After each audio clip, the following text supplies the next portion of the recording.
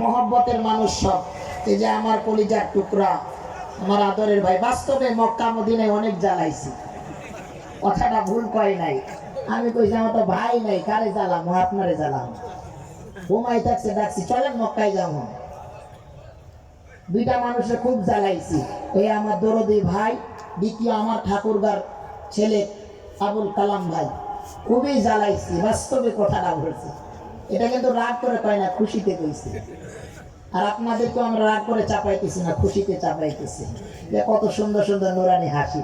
আল্লাহু আকবার। একটু চাপান না, একটু বসার সুযোগ করে দেন। মনে হয় জায়গা কম, একটু ফাঁকা ফাঁকা জায়গায় আমরা তিরপাল বিছাইয়া দিব ইনশা।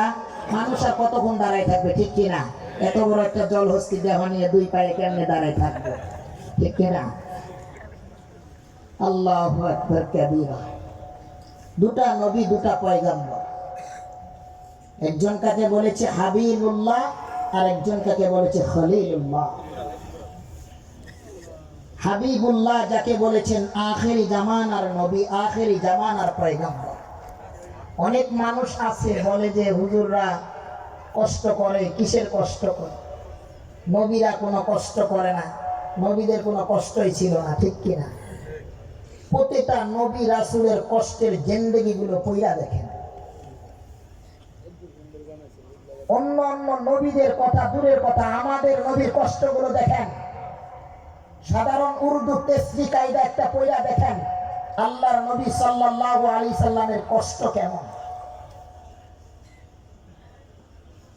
আমরা তো দুনিয়া নিয়ে ব্যস্ত, কোনো ভূমিকা নয়, কোনো বাড়তি কোনো কথা নয়। কোরআনে কারীম থেকে তেলাওয়াত করেছে আলিফ লাম মিম। এই শব্দ, এই বাক্য, এই ওয়ার্ডটা হলো হুরুফে মুকাত্তাত। এটার অর্থ, ব্যাখ্যা, মানে কেউ জানে না। জানে কে? আল্লাহ। ডাক দিয়া বলেন না, জানে কে? আল্লাহ। মানুষ সাথে একটু সাড়া দিতে হবে, ঠিক কিনা? আমি যে একাই কথা বলি তাহলে কেমনে হয়, ঠিক কিনা? একটু মাঝের সাথে কথা বললেন বলা যাবে তো ইনশাআল্লাহ। মাশাআল্লাহ। শুরু থেকে ইনশাআল্লাহ শুরু হয়ে যায়, শেষ পর্যন্ত ইনশাআল্লাহ থাকবে ইনশাআল্লাহ।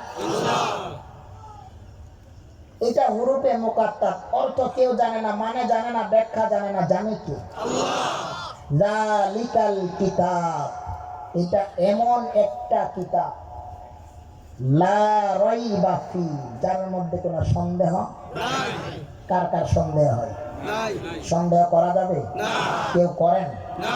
করতে সাক্ষী দেন না?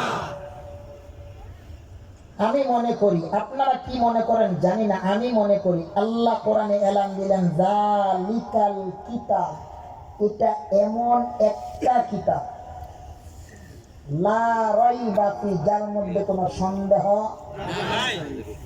এলান